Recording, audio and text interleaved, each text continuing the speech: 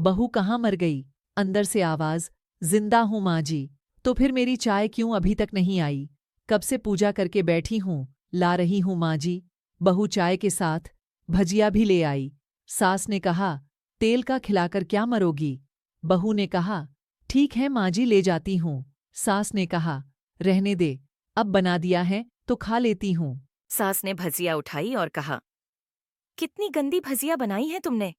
बहू, माँ जी मुझे कपड़े धोने हैं, मैं जाती हूँ। बहू दरवाजे के पास छिपकर खड़ी हो गई। सास भजिया पर टूट पड़ी और पूरी भजिया खत्म कर दी।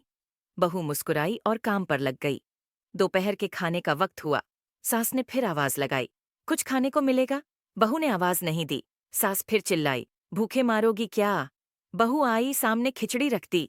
सास गुस्से से, ये क्या है? मुझे इसे नहीं खाना, इसे ले जाओ।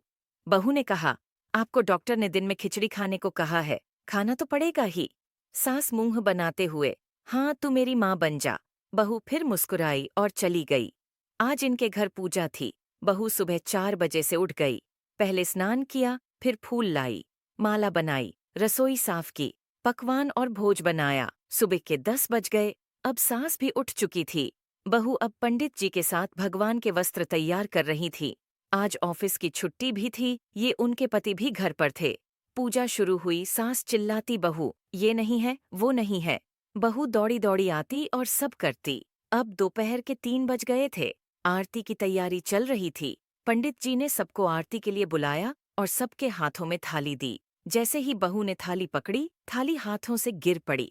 शायद भोज बनाते हुए बहू के हाथों में तेल लगा था, जिसे वो पोंछना भूल गई थी। सारे लोग तरह तरह की बातें करने लगे।